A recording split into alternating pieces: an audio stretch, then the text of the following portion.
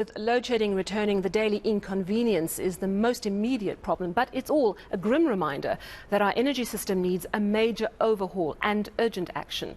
Recently, Professor David Walwyn, Graduate School of Technology Management at the University of Pretoria, wrote an article for The Conversation publication asking what it will take for South Africa's ailing power utility to keep going.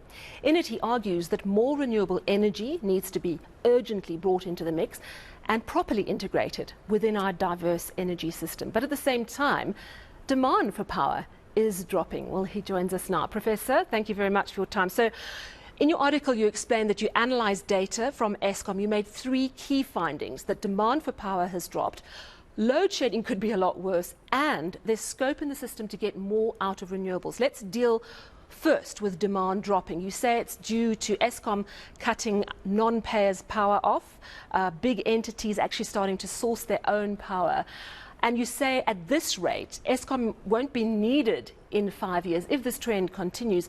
I mean, a lot of South Africans will go, well, then that'll solve our problem. Why is it an issue if we don't need Eskom in 5 years?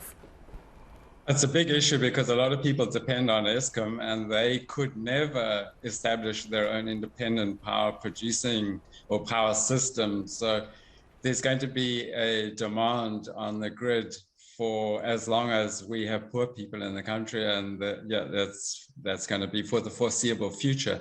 But I mean, I think the biggest issue here was that the average demand is falling by approximately 2% per year. And if we look at the 2021 figures, 2020 fell by 5%, but 2021 recovered by 2.5%. So the average demand is falling by about 2.5% per year. So it's going to take a bit longer than 5 years at that rate.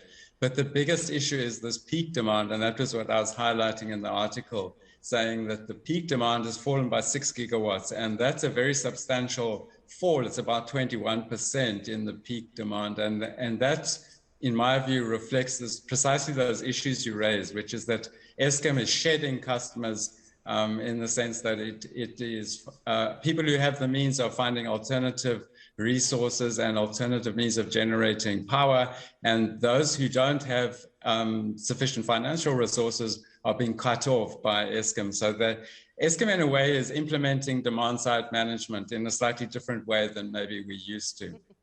You also say that your data reveals load shedding could in fact be quite bad, quite a lot worse than it is currently. And it's a warning that action needs to happen now for us not to be sitting in stage 6 or even stage 8. So what urgently needs to be happening that isn't? So this is a fascinating conversation in the sense that this article was written in the 30th of May, end of May. Since then, there's a publication which has come out from Meridian Economics, which is a very detailed study, much more detailed than my study, and it's come to exactly the same conclusion. So the main problem in the system at the moment is that we lack energy, not power. So peak power is not the problem, but energy is the problem. And the argument is that we could then build a capacity which to deliver energy whatever time of the day. We'll take it whenever it's available. And so the immediate solution really is to put in variable renewable energy. So that would be wind and solar, add that into the system in order to generate the energy that can then be used, particularly in the pumped storage facilities that then would provide us with peaking power. So as you know, the Eskom system is quite a complex system. It has over 200 200 power producing systems, or 200 power producing nodes, if you like, and connecting those together is a complex matter, and they perform different functions. But the essential solution at this point is exactly that we would need to add additional capacity in the form of wind and solar, and that would get us through this problem that we sit with at the moment. Because one of the arguments you'll hear is, oh, well, we have to use gas as our transition out of dirty coal. And while gas is not fully clean, it's certainly cleaner than coal. And it seems there's quite a sharp divide. Those who say, absolutely not, we mustn't use gas. It's just greenwashing and it's not an issue. We can actually get out and into full renewables. What is your view? Because these are the arguments that crop up time and time again. There are people who say we need the power ships. There are people, and and the Energy Minister is one of them, saying that we absolutely need gas as a transition fuel. You're talking about renewables, though, but are you seeing that as part of a diverse energy mix that does include gas? I think many countries are still experimenting with this. In other words, there are a lot of countries that have gone to 100% renewable energy, but typically they've been able to draw on hydroelectricity as a base load. In other words, to provide a secure source of electricity at any time of the day. So the thing about gas, and this is what's happened in the United Kingdom, for instance, is that they've been able to access greater proportion of their total energy from wind and solar, but they've had to install backup gas capacity. So when the sun doesn't shine and the wind doesn't blow, then they can run the open cycle gas turbines. And that same design could be applied in South Africa.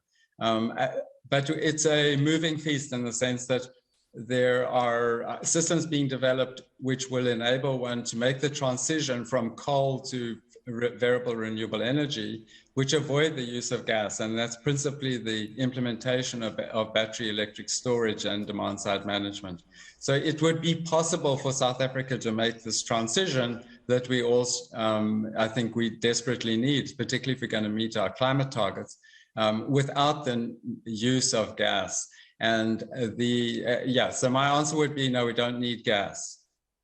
Is there a political roadblock? Because you write that in the longer term, the country needs to properly implement the 29 IRP, even if it clashes with the Department of Energy's view on gas and oil. Is there a political roadblock getting in the way of that plan from 2019 for independent, the transitional of power? There has been, and there continues to be, a massive political roadblock, and that's precisely the problem. You read reports in which they say we must fix the IPP office, the Independent Power Producers Office, or we must fix NERSA. What we need to fix is we need to fix the Minister of Minerals and Energy, because he's the problem in the system and has been for the last 6 or 7 years. So we had this 5-year hiatus in which we stopped the Renewable Energy Independent Power Producers Procurement Program. If we hadn't done that, we wouldn't be sitting with the load shedding issue that we now have in 2022. And the minister is a problem. There is a political problem.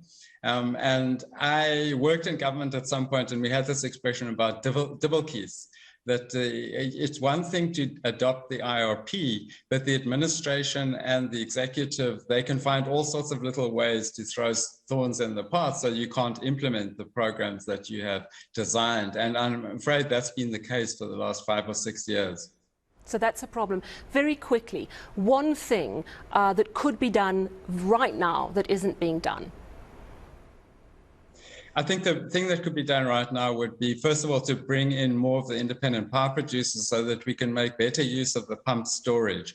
My analysis is that pumped storage capacity, which is in total about 2.7 gigawatts, only about 30% of that is being used productively. And if we were able to bring in some more independent power into the system, we could store more water during the off-peak periods and then use that in the peak periods. And that would get us through this evening load shedding issue that we are struggling with at the moment. So find more power in the system, more power and more energy in the system so that we can store more water and run that during the evenings. And then we wouldn't have this evening load shedding that we're presently experiencing. Thank you so much for chatting to us this evening, Professor David Walwyn from the Graduate School of Technology Management at the University of Pretoria.